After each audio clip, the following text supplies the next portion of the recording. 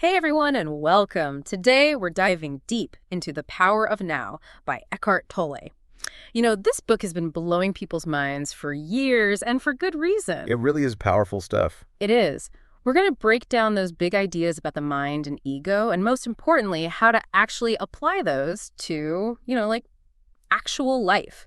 Because let's face it, who hasn't felt that their mind is like a hamster wheel of thoughts, anxieties about the future? Oh, absolutely. And Tolle nails it right from the start. That feeling of being trapped in our own heads, that's the human condition. Right. It's like we're wired for stress. Well, and there's where he brings in this idea of the negativity bias. Yeah. Psychologists talk about it too.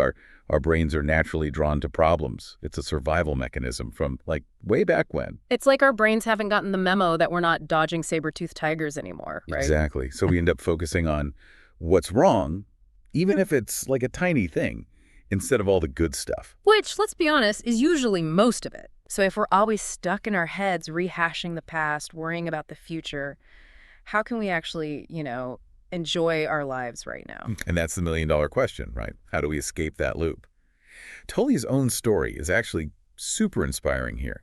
He talks about struggling with crippling anxiety for years before he had this profound awakening. Oh, yeah, I remember that part. It's intense. Totally. But it shows that transformation is possible. Like if he can go from that to, becoming this globally recognized spiritual teacher. There's hope for all of us. Exactly. Okay, so let's talk about this thing Tolle calls the pain body. It sounds kind of scary, but it's basically that backpack of emotional baggage we all carry around. It's like that inner voice that loves to replay past hurt grievances. Yeah. Just loves to hold on to that stuff. Oh my gosh, it's like that friend who's always stirring the pot on social media, right? Oh. Always gonna have some drama going on. Yes. And the pain body thrives on that negativity. It's almost like it wants to keep us stuck in those cycles of suffering. So how do we escape it? How do we actually become more present, more aware? Tolle uses this great analogy about a Zen master and their student. Picture this. The master sneaks up and whacks the student with a stick. If the student is truly present, They duck. right. But if they're lost in thought, Whack. Ouch. Okay, I get it. it's about cultivating this alertness to what's happening right now. Not being oblivious to your goals or anything, but being aware of how you're showing up at each moment, no matter what you're doing. So it's not about like never planning for the future or anything. It's more about changing our approach. Exactly. It's like you can still go for that run, but can you be present with each step? Can you notice the trees, feel the wind on your skin? Or are you just stuck in your head replaying that argument you had earlier? That's such a good point. It's about being there for the experience, not just rushing to the finish line. Okay, that's a really helpful way to think about it. Now, the good news is Tolle doesn't just leave us with these big abstract concepts. He actually gives us practical tools to shift our awareness. Yes. Like becoming aware of the inner body. It's the subtle energy field within each of us. And tuning into it helps anchor us in the present moment. Okay, I'm intrigued, but also, how do we actually do that? How do we connect with this inner body? It's easier than you might think. Want to try a quick exercise together right now? Sure, I'm game.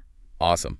Close your eyes for a moment if you'd like, and just bring your attention to your hands. Just feel them for a second, the palms, the backs, your fingertips. Notice any subtle sensations there. Warmth, tingling, pressure. Okay, yeah, I'm starting to feel that. Good. Now, slowly bring your attention down to your feet on the ground. Feel that connection, the weight of your body. And lastly, just notice your breath. Don't try to change it. Just observe that natural rhythm as you breathe in and out.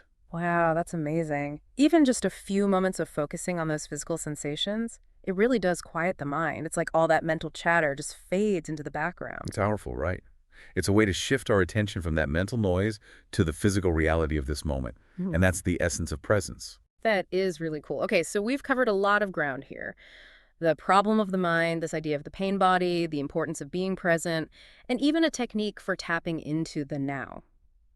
Now, I want to shift gears a bit and talk about how all of this plays out in our relationships, because Tolle suggests that our relationships can either amplify those ego-driven patterns, or they can become this incredible mirror for spiritual growth. It's so true. And it really boils down to our intentions within those relationships. Are we looking for someone to complete us, to make us happy?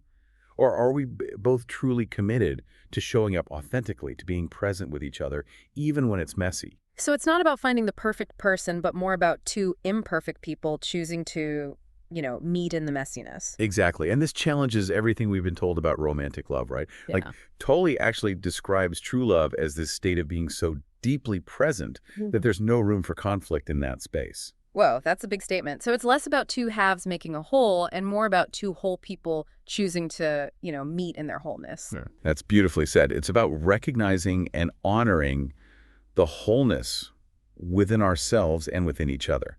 And that is a powerful foundation for a truly fulfilling relationship. And what really resonates with me is that idea of relationships being a training ground for presence. It's so powerful. But I can already hear some listeners thinking, okay, this all sounds great in theory, but how do I actually live in the now? Like, I've got a to-do list a mile long, right? So how does Tolle address that very real struggle we all face? Right. Yeah, bills don't pay themselves just because you're trying to be more present, right? Exactly. And Tolle totally acknowledges that. Our minds, especially in this day and age, they're practically hardwired to live in time, right? Yeah. We're so caught up in what we did, what we need to do, that we miss out on the simple joy of just being. It's not about withdrawing from the world or ignoring your responsibilities, right? It's more about approaching everything you do with more awareness, right? Precisely. He even talks about how instead of seeing those everyday tasks as burdens, we can actually choose to see them as opportunities to practice presence. What if paying those bills, which we all have to do, became a chance to really focus? Feel your fingers on the keyboard. Even just notice the chair supporting you as you sit there. So even something as mundane as folding laundry or making dinner can become almost like a mini meditation. Exactly. Those seemingly insignificant moments can actually be profound opportunities to reconnect with the now. That is a really refreshing way to look at it. But I know for me, even when I try to be more present, there's this resistance. Like a part of me wants to stay stuck in those old patterns of worry and overthinking. How does Tully suggest we work with that resistance? He talks about the power of surrender, which can be a tricky one for sure. Yeah, it's not about giving up, right? Or just becoming passive. No, not at all. It's more about letting go of that internal struggle. Yeah. That need to control everything. It's about accepting the present moment without judgment, even if it's not, unicorns and rainbows all the time. So it's kind of like saying yes to life on life's terms, even when things aren't going our way. Exactly. Tolle says that a lot of our suffering actually comes from that resistance to what is. Yeah. We get so caught up in fighting against reality that we miss out on the peace that comes with acceptance. That makes a lot of sense because when we surrender, it's like we're creating space for things to just be as they are without making it a personal battle. Exactly. And that's often where the real healing, the real transformation can begin. So practically speaking, how can someone listening, actually try to practice surrender in their own life? What does that look like? It starts with just becoming aware of that resistance when it pops up. You know that feeling when you're mentally arguing with reality, wishing things were different? Just pay attention to how that actually feels in your body. Like that tension you feel when you're stressed or anxious. Exactly. Notice that tightening in your chest, that clenching in your jaw, those tense shoulders. That's your cue. You're resisting. Acknowledge it. Feel it fully. And then consciously choose to let it go. It's that conscious choice to let go, to release the need for control that can be so challenging. Absolutely. Yeah. It is. And, it ties back to what we were discussing earlier about the nature of thought. Tolle takes it a step further by encouraging us to question our thoughts. He asks, are your thoughts even true? Whoa. Right. So often we take our thoughts as facts, but he invites us to simply observe them. To just notice them without judgment, kind of like watching cars go by. Exactly. And as we do that, something really interesting starts to happen. Yeah. We loosen the grip of the mind.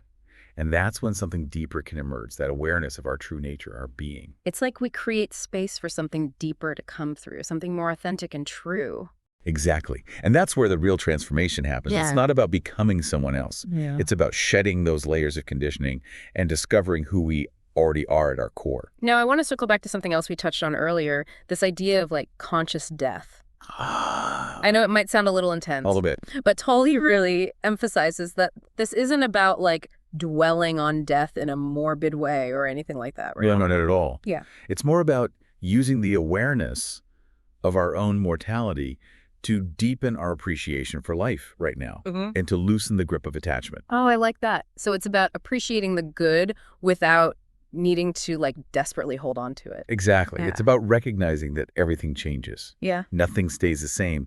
Our true essence, that inner awareness, that's what's eternal, even though everything around us is in flux. Yeah. And when we grasp that, it can be incredibly liberating. That is powerful. It's like the more we can embrace the impermanence of it all. The freer we become. Exactly. Now, before we wrap up, I want to circle back to something that I think tends to trip people up when they first encounter these ideas. Tolle talks a lot about letting go of attachments, and that can sound kind of scary, right? Like, aren't our attachments to people, to things, part of what gives life meaning? It's a big one, for sure. Mhm. And it's so easy to misinterpret. Tolle's not saying we should become like these emotionless robots. Mm-hmm. It's way more nuanced than that.